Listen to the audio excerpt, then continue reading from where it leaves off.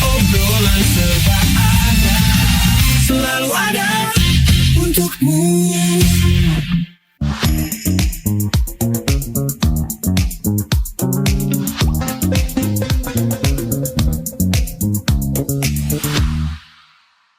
Apa kabar Sobatkom? Kita kembali berjumpa dalam sebuah program harian dari Radio Praja TV yang dapat Anda saksikan melalui channel YouTube Radio Praja TV dan juga dapat Anda dengar melalui aplikasi Android yang dapat Anda unduh di Play Store perangkat Android Anda untuk mendengarkan Radio Praja TV Kota Bontang.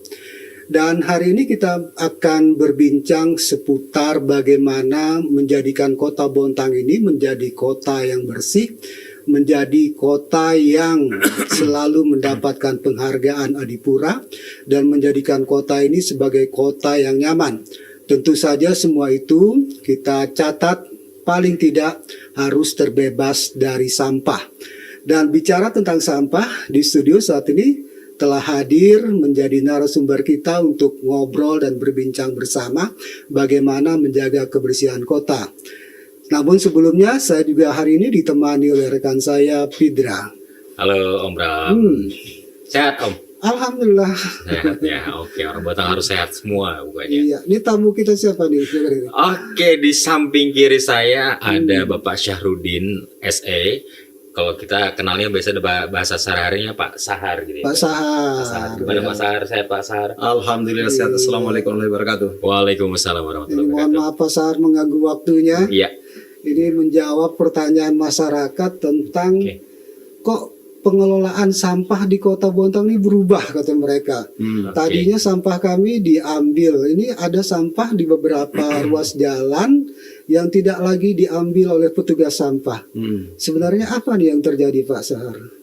Sebenarnya kami hanya memberlakukan perda saja. Peraturan daerah Kota Bontang nomor 11 tahun 2020. Ini tahunnya tahun 2020. Tahun 2020.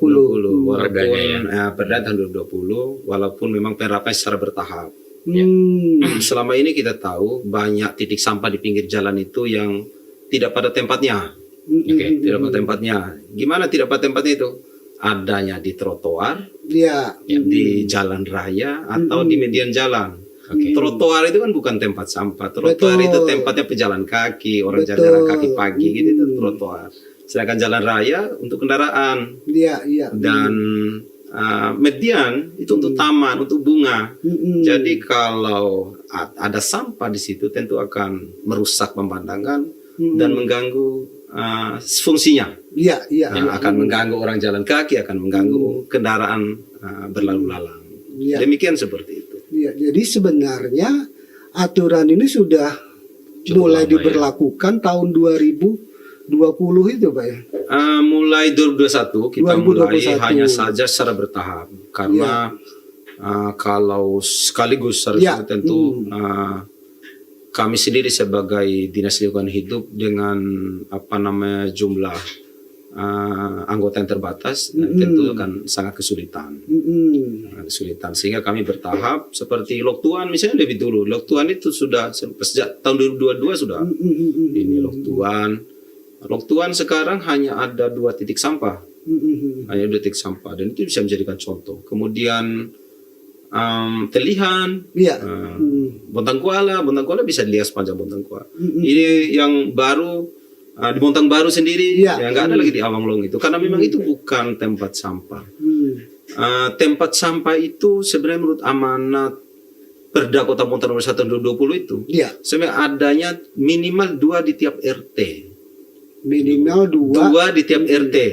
Berarti tempatnya di wilayah RT, bukan di trotoar atau di pinggir jalan tadi gitu. Kalau yang di RT itu tanggung jawabnya RT atau gimana nih Pak Sahar? LH tanggung jawab. Tetap LH. LH yang tanggung jawab selama itu bisa masuk kendaraan.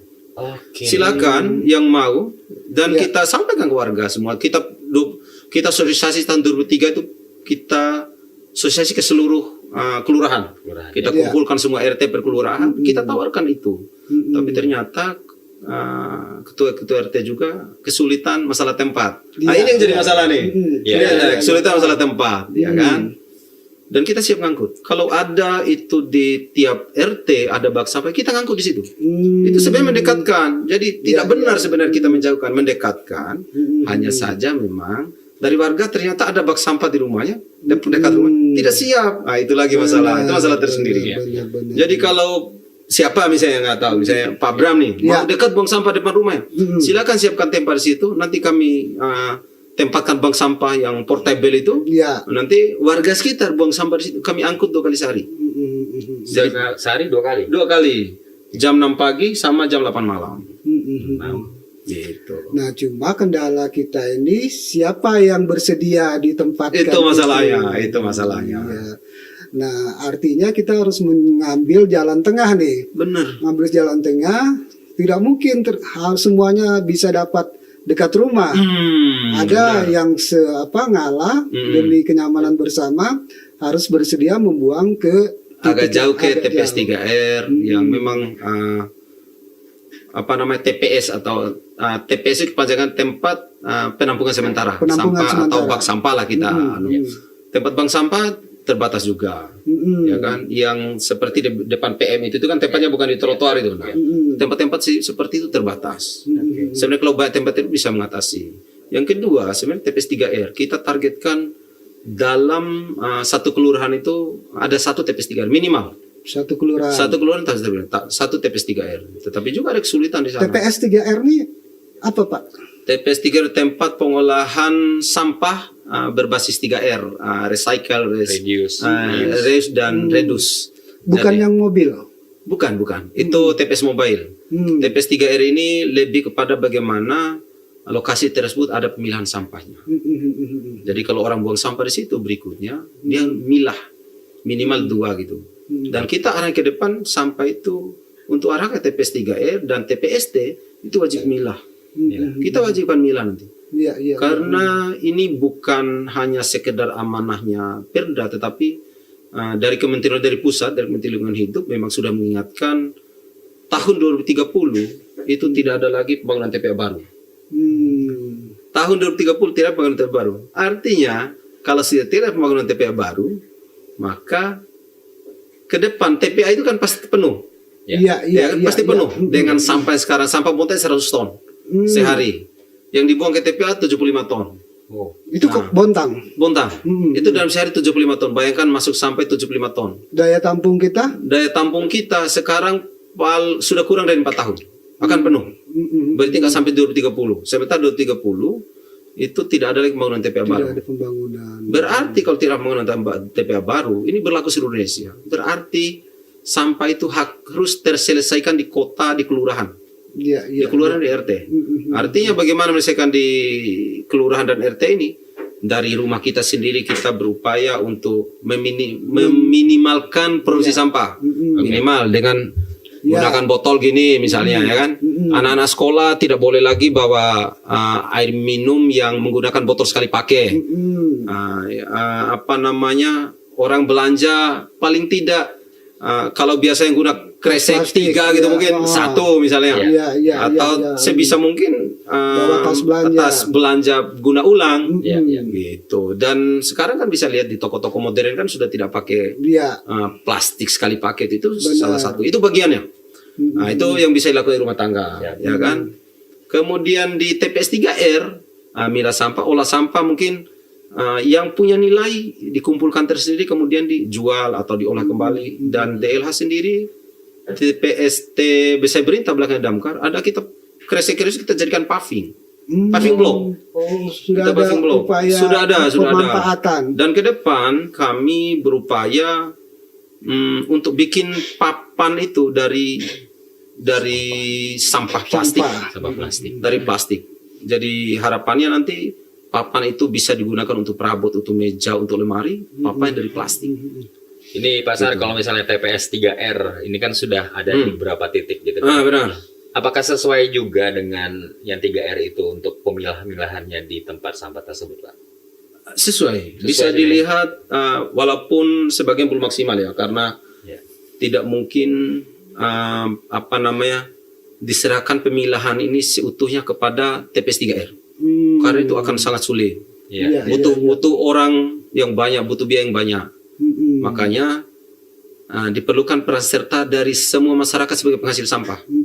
Artinya ketika buang sampah ke depan kita harapkan masyarakat buangnya jadi dua, sampah organik dan sampah organik.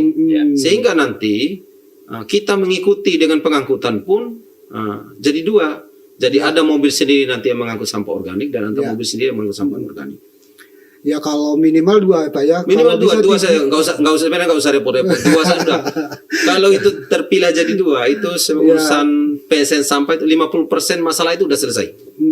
Karena ketika organik itu terpilah bisa langsung diarahkan untuk pembuatan kompos atau untuk pakan maggot. Karena sampah organik itu sudah di komposisinya 38%. 38%. Kalau sampah kita 100 ton sehari, produksi bongkar sampai 100 ton sehari, berarti 38 ton itu sampah organik. Iya, luar biasa. Kalau 38 ton itu sampah organik itu terpilah dan tidak sampai ke TPA, seberapa efisiensi itu pengangkutan? Benar. Efisien pengangkutan, bayangkan 38 ton. Itu 38 ton itu bisa 8 mobil itu. Bisa 8 mobil itu. Ya Pak, kita tahan dulu Pak. Nanti kita akan lanjutkan lagi perbincangan kita di Oserba, obrolan serba ada edisi hari ini.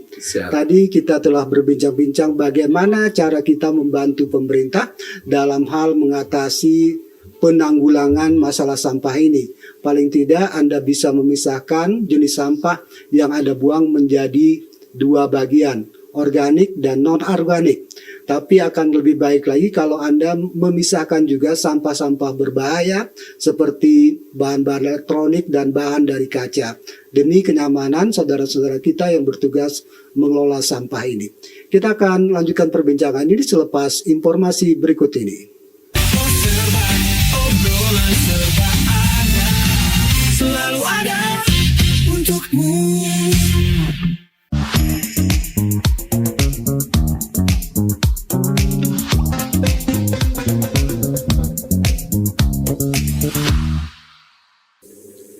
Halo Sobatkom, kembali lagi bersama Oserba, obrolan serba ada.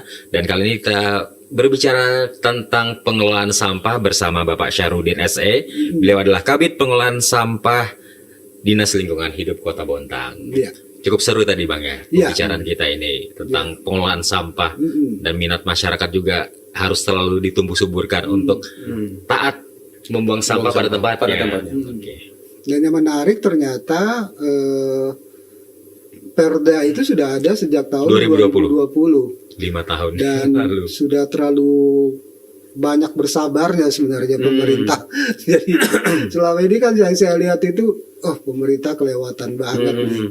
Apa perasaan masyarakat tuh gini Pak Sar, aku loh udah bayar yuran gitu kan. Ya. Kok sampahku nggak diangkat gimana ini? Ya ini menjawab hal-hal semacam ini gimana Pak Sari ya? Gini, itu tadi kembali ke tadi kan. Saya kembali dulu ke tadi. Sampah di pinggir jalan, di trotoar segala kan sebenarnya seperti pisau bermata 2. Wow, ya kan? Kenapa saya bilang ini? Diangkat sampah yang dibuang di trotoar itu, berarti sama dengan kita melegalkan orang buang sampah di situ. Itu dia. Sama dengan kita menyetujui itu. Iya kan? Tidak diangkat, itu jadi masalah numpuk. Diangkat juga nggak selesai gitu. Jadi selama ini yang viral-viral sebenarnya kita mengatur pola supaya maksudnya masyarakat terlibat dalam ikut terlibat dalam menyelesaikan penanganan sampah ini. Jangan sampai hanya diserahkan DLA saja. Karena setiap orang mulai dari bayi yang baru lahir sampai yang paling tua, kesamaannya satu, ada sama-sama menghasilkan sampah. Benar. Sama-sama menghasilkan sampah. Itu kesamaan manusia seluruh dunia. Mau artis, orang miskin, orang kaya, pasti ada sampah. Pasti ada sampahnya. Oke, Mas Ar. Kalau ngomong tentang kesulitan untuk pengelolaan sampah di Kota Bontang, apa itu Pak? Baik sulitnya, tapi itu bukan suatu masalah. Yang penting kita sama-sama. Tapi saya menjawab tadi, tadi biaya tadi kan, biaya yuran sampah ini sebenarnya sudah sangat murah. Sangat murah. Kita sesuai dengan kelas PDAM. Yang kelas paling kecil 3.500, yang sedang 5.000 dan yang paling tinggi 7.500. Kalau menurut kajian 2 tahun lalu, tahun 2023, sebenarnya diangkat di atas 30.000 itu baru cocok untuk iuran pengolahan sampah itu, untuk iuran kebersihan itu. Sebenarnya iuran itu bukan iuran sampah, tapi iuran kebersihan.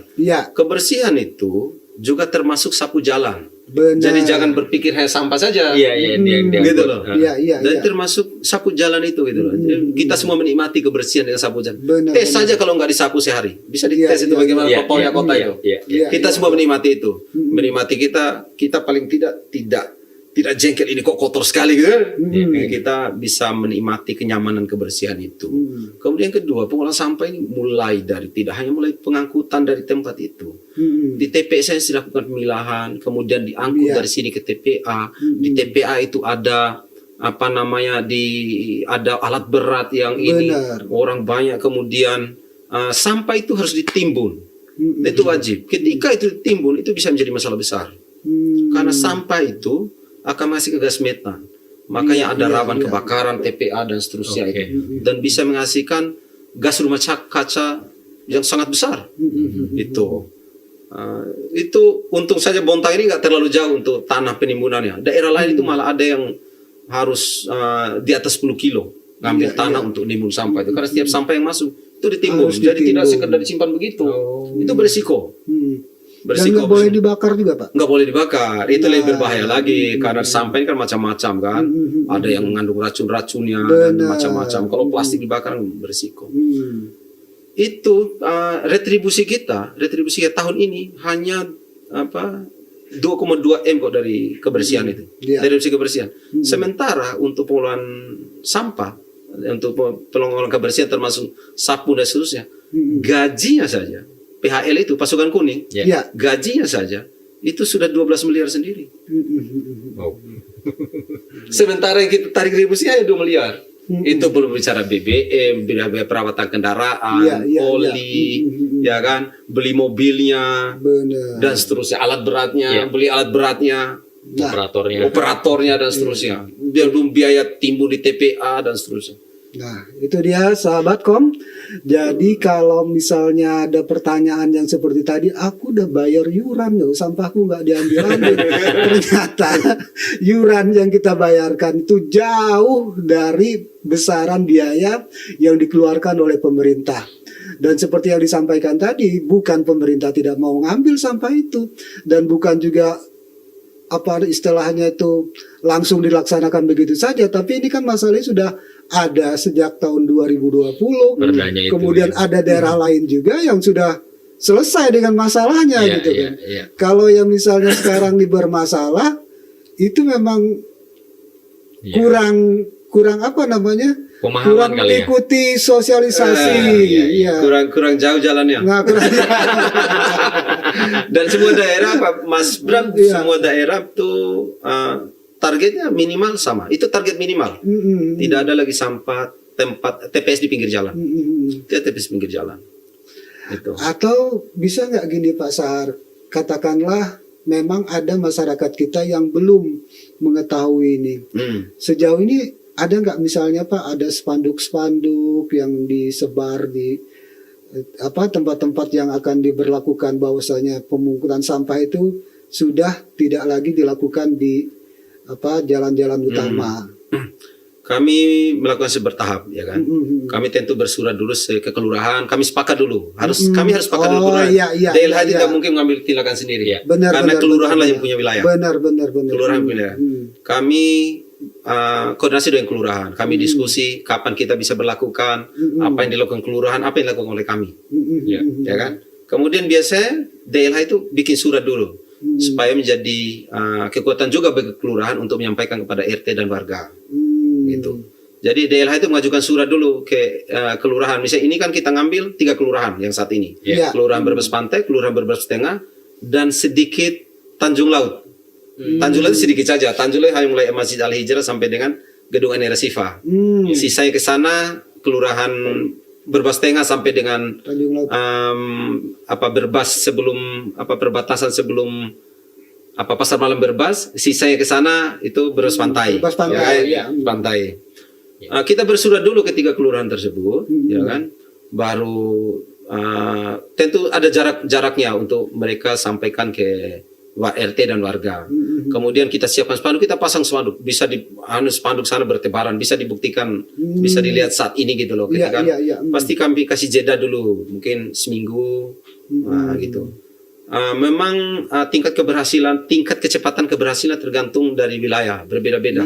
Seperti misal kemarin Telihan itu lebih cepat, Telihan cepat sekali gitu. Daerah lain mungkin agak lama gitu, tapi dengan upaya kita sama-sama insya Allah berhasil. Sebenarnya warga Bontang sudah sangat taat. Hanya oknum sedikit sekali sebenarnya yang tidak taat. Sedikit sekali, bisa dilihat. Sampah tadi, sampah yang kita hasilkan Bontang, itu 100 ton.